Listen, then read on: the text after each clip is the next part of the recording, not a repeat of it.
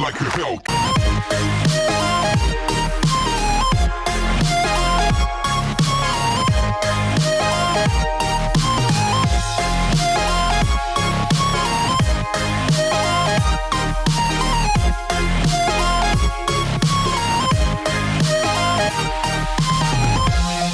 एफसुन भी clinic staff से meeting के लिए रेस्टोरेंट जाती है और उन सबको बताती है कि मिसेस परवीन की एब्सेंस में मैं और एमिर दोनों मिलकर ही ये क्लिनिक चलाएंगे।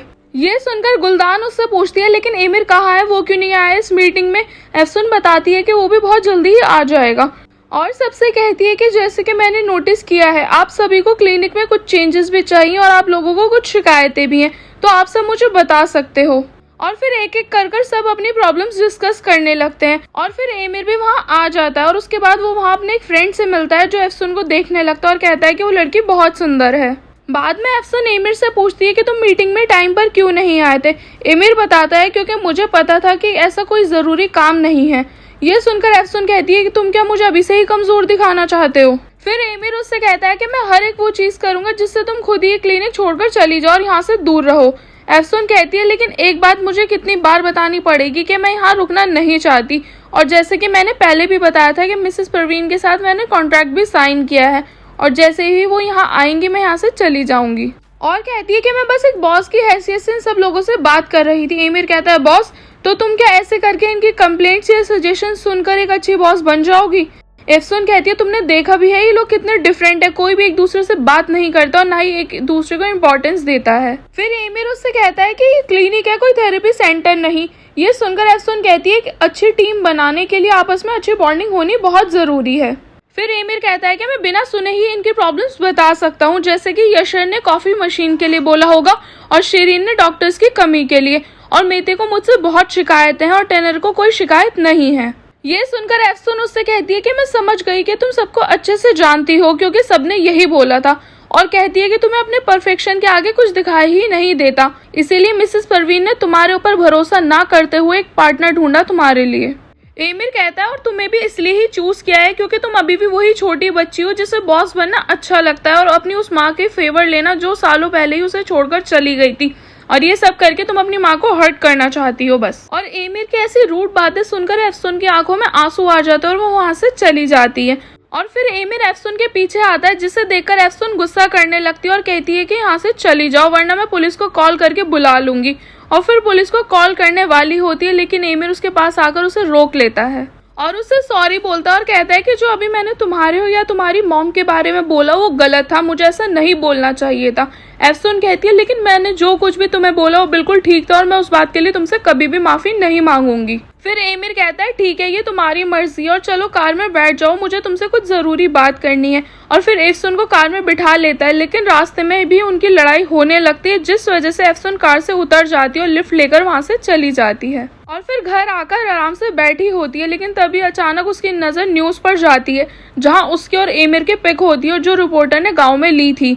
और फिर तभी एफसुन के डैड की कॉल आती है उसके पास और अपने डैड को बताती है कि डैड ऐसी कोई बात नहीं है, मैं और एमिर जब मार्केट गए थे ना तब बस उस रिपोर्टर ने हमारी पिक ले ली थी और सच में एमिर और मेरे बीच कुछ नहीं है। और एमिर भी नीचे लॉन में बैठा हुआ ये सब सुन रहा होता है। बाद में बिन्नूर अपनी नेफ्यू बुर्जू के साथ एफसुन के घर उससे मिलने आती है और बुर्जू वही लड़की होती है जो जेम की क्लासमेट होती है। और वहीं दूसरी तरफ एमिर भी एफसुन को याद करता हुआ उसका स्कल्पचर बना रहा होता है। और अगले दिन एफसुन अपने कैबिन में बैठी होती है और कल वाले पेशेंट्स की रिपोर्ट देख रही होती है कि तभी बिन्नूर वहां आ जाती है और एफसुन उसे बताती है कि उस पेशेंट की रिपोर्ट है जिसने 60 kg वेट लूज किया था और एमिर उसकी सर्जरी नहीं करना चाहता था मगर मैंने उसे कन्विंस किया है और रिपोर्ट्स भी मैंने स्टडी की हैं और सब चीजें नॉर्मल हैं। फिर बिन्नूर का ध्यान एफसुन पर जाता है और वो उससे पूछती है तुम इतनी अपसेट क्यों लग रही हो, क्या कुछ हुआ था कल। फिर एफसुन उसे बताती है कि एमिर ने बोला है कि मैं एक छोटी बच्ची हूँ जो अपनी मॉम को हर्ट करना चाहती है और मैंने बहुत सोचा इस बारे में लेकिन वो अपनी जगह बिल्कुल सही है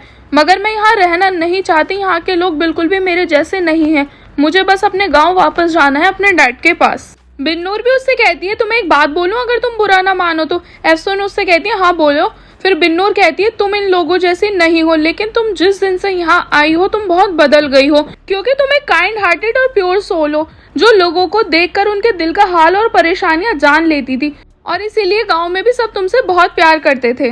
और वहीं दूसरी तरफ मिसेस सेरपिल भी एमिर की दी हुई क्रीम काया को देती हैं और कहती हैं कि ये क्रीम मेरी एक फ्रेंड ने दी थी और उसने कहा था कि ये क्रीम बहुत अच्छी है स्किन के लिए, तो क्या तुम इसको लैब में टेस्टिंग के लिए दे दोगे।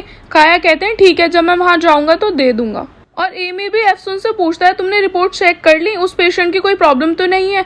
एफसुन कहती है नहीं सब ठीक है। और फिर वो दोनों उस पेशेंट से मिलने जाते हैं और जाकर बताते हैं कि आज आपकी सर्जरी है, लेकिन वो पेशेंट थोड़ा अजीब बिहेव कर रही होती है जिसे एफसुन नोटिस कर लेती है। और जैम भी बुर्जू से बात करता है जहाँ बुर्जू उसे बताती है कि मैं स्कॉलरशिप स्टूडेंट हूँ और फिर वो दोनों फ्रेंडशिप कर लेते हैं।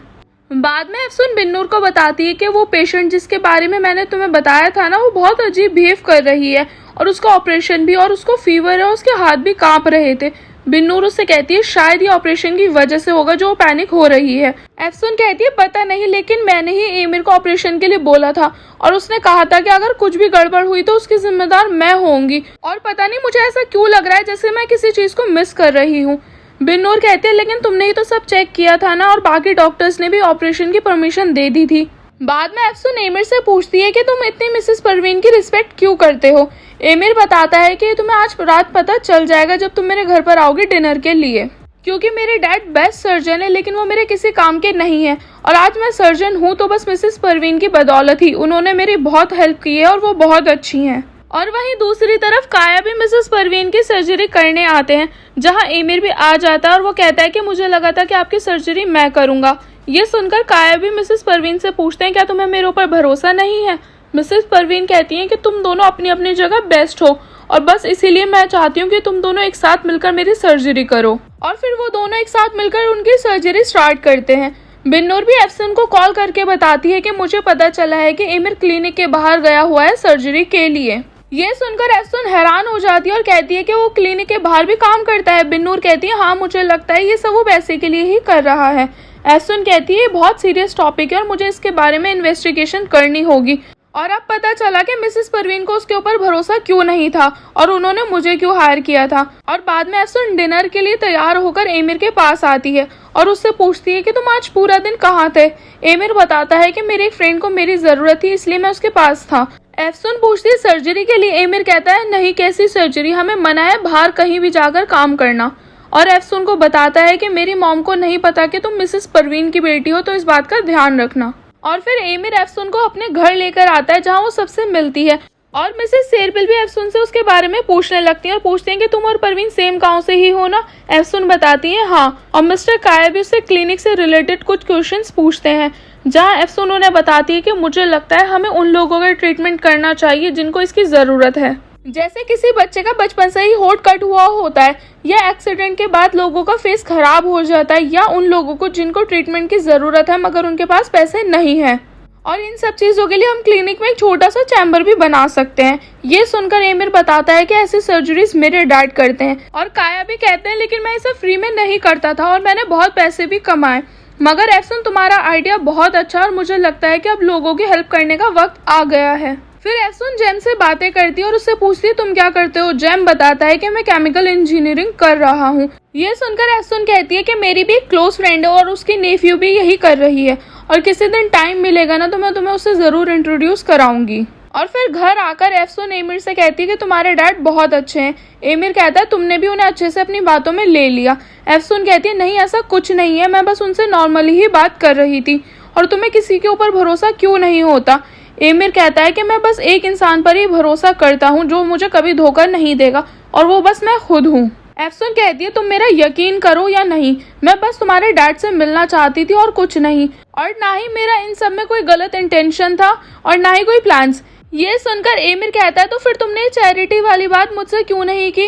एफसन कहती है एज अ पार्टनर मैं तुमसे कभी भी इस बारे में बात कर सकती हूँ, और मुझे समझ नहीं आता कि तुम्हें क्या प्रॉब्लम है अपनी लाइफ से, लेकिन एक बात जान लो कि मैं तुम्हारी दुश्मन नहीं हूँ। एमिर उससे कहता है लेकिन तुम मेरी फ्रेंड भी नहीं हो। अगले दिन क्लिनिक आकर एफसन उसी सर्जरी वाली पेशेंट की रिपोर्ट चेक कर रही होती है, जिसमें लिखा होता है कि उनको बहुत हेयर फॉल हो रहा है। और ये देखकर वो बहुत टेंशन में आ जाती है और फिर बिन्नूर से कहकर उनका पूरा डेटा चेक करती है, लेकिन बिन्नूर उसे बताती है कि उनका यहाँ कोई टेस्ट नहीं हुआ और तुम इतनी परेशान क्यों लग रही हो। एफसुन बताती है क्योंकि उन्होंने हमसे झूठ बोला है और अपनी पुरानी टेस्ट रिपोर्ट्स दिखाई हैं और ये देखो ये सब टेस्ट पुराने हैं 5 साल पहले के। बिन्नूर पूछती है लेकिन उन्होंने झूठ क्यों बोला। एफसुन कहती है क्योंकि उन्हें थायराइड है और इसी वजह से ही उनका ऑपरेशन नहीं हो सकता और अगर हुआ तो उनकी डेथ हो जाएगी। और फिर वो एमिर को ये सब बताने आ रही होती है लेकिन तभी वहाँ की हलचल देखती है जहाँ एमिर उसी पेशेंट को दूसरे हॉस्पिटल में शिफ्ट करने के लिए बोल रहा होता है क्योंकि उनकी कंडीशन बहुत खराब होती है।